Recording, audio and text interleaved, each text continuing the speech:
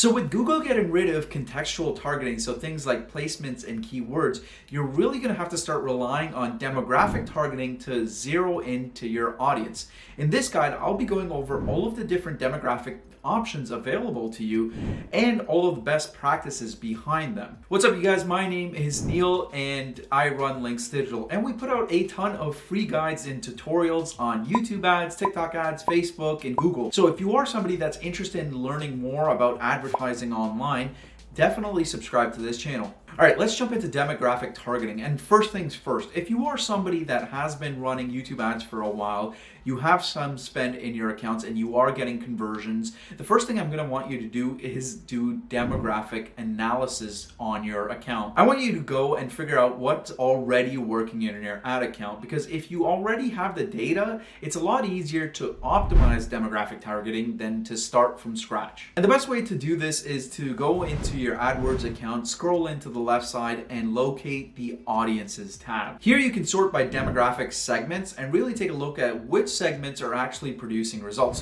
What I recommend is that you filter by conversions and, more importantly, the cost per conversion, and take a look at the different segments available to you and see which ones are the ones that are producing the cheapest cost per conversions and are driving results for you. Okay, now that you have a little bit of an understanding of what the demographics inside your ad account are, let's talk about all of the different options available. And this is going to pertain to you whether you've run ads before or not, or you're starting completely from scratch. So let's take a look at all the different options out there. And the first two that I'm going to look at, I'm kind of throwing them inside demographic targeting, even though they aren't technically part of the demographics thing, but they kind of make sense, which are targeting via geography and language. So geo-targeting is an obvious one. However, with Google going broad with their campaign types, what you're going to want to do is really zone in with your geographic targeting. What I recommend is you go out there, you build out a customer avatar, take a look at your customer list, figure out exactly where your customers are living or where they are, and only target those certain areas. This is especially true if you're somebody with the razor thin margins. What you're going to want to do is take a look at what areas are producing the best cost per conversions,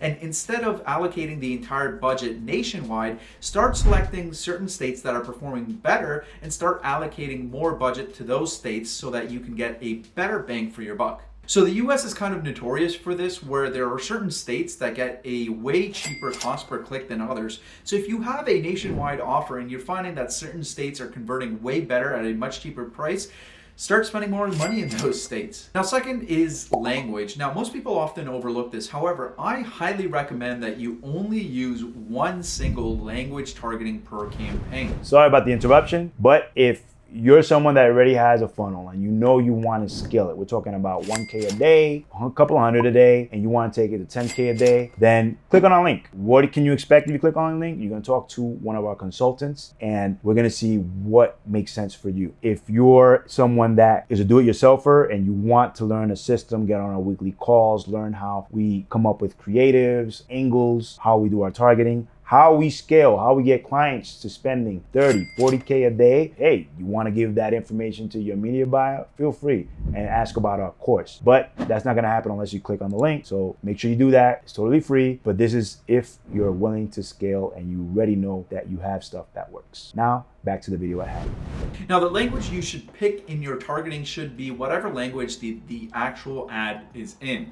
And this is a very easy way to save a little bit of money. I'll explain. So if you're targeting a country that has a lot of different languages spoken, by using language targeting, you're actually going to make sure that only the people that speak the language, understand the ads, are actually the ones seeing the ads.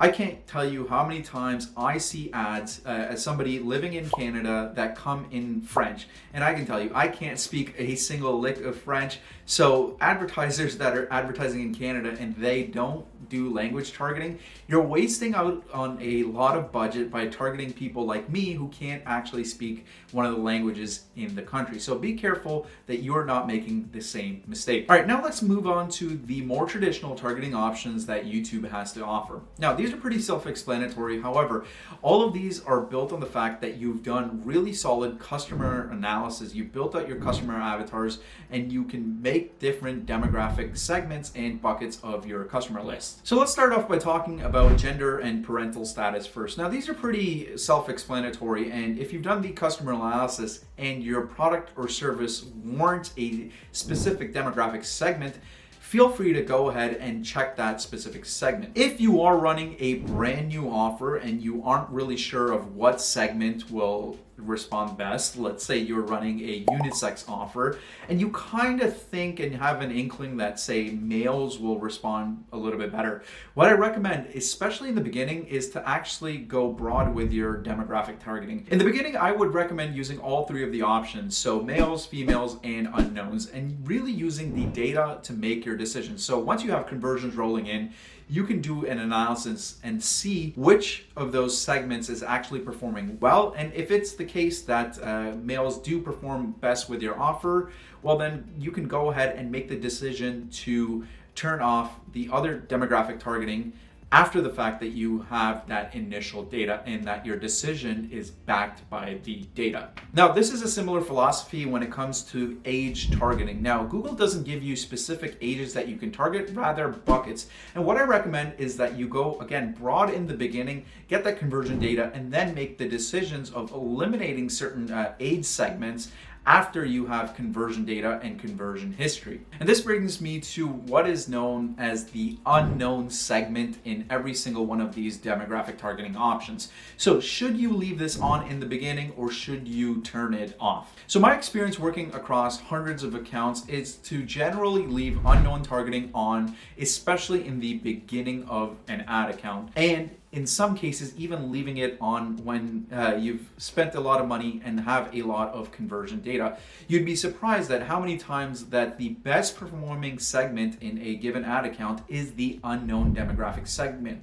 And the reason for this is as ad accounts start aging, they start getting more and more data, and Google gets better at predicting where your ideal customers might be, and that Google algorithm gets a little bit more powerful. So this is something that you definitely want to experiment with. We've seen a lot of good results, and see for yourself, does unknown targeting make a difference in your campaigns? A lot of times you'd be surprised at how well this specific segment can do. Now, this is something that you definitely want to test yourself, and if you find that the unknown targeting option is really producing high cost per conversions, what you can do is go ahead and turn that segment off. However, be careful, because sometimes in certain audiences, turning off that segment will mean that your audience gets way too narrow and your ads actually won't spend. So in those specific cases, when you're having trouble spending your budget, I recommend that you turn it back on, only in that certain case when the cost per conversion is slightly higher. Okay, let's talk about the last of the traditional demographic targeting options available, which is the income bracket. And this is kind of a weird one. So in most cases, I recommend what I recommend with the other targeting options, which is you want to go broad unless you are selling a high-ticket product or a luxury item, or you are pretty sure that your offer is only going to pertain to a certain income demographic. In those certain cases, I have found it to zero in to your target right out of the gate. So in the case for high-ticket products or something that's ultra luxurious, you can basically turn off the bottom 50% of income earners and go straight for those high income earners, and you will see great results right off the bat. So what I recommend is, if you are going the route where you're very zoned into your targeting off the bat, you have a lot of those targeting options turned off when you're beginning things, yes, go after those easy wins, get the ROAS up high. However, what you also want to start doing once you get those easy wins is start introducing adjacent demographic segments. What you'll find is that those adjacent segments, though they may not convert as high as your original targeting options, is that they will still convert and they will still bring in a ROAS. What can also happen is that those segments might be a lot bigger in terms of volume, so you're able to actually get more volume for your offer, maybe at a lower profitability, but because you're getting such a higher volume, the overall metrics look a lot better. So something to keep in mind there. And then finally, I want to cover the three last demographic targeting options that I think most people overlook when they are doing their ad targeting. And these are home ownership, marital status, and education level. Now, I will say that these options are a little bit limited and are only available on certain campaign types, but you can find them hidden inside audience types. And like I mentioned with some of the other targeting options, you definitely want to make sure that they match your customer avatar. Definitely turn these things off or on depending on what your customer base is. And what I recommend, again, if you are unsure, go broad and then start narrowing in. All right, now that you have a good grasp on what demographic targeting is, I recommend that you tighten up your targeting further by watching this video.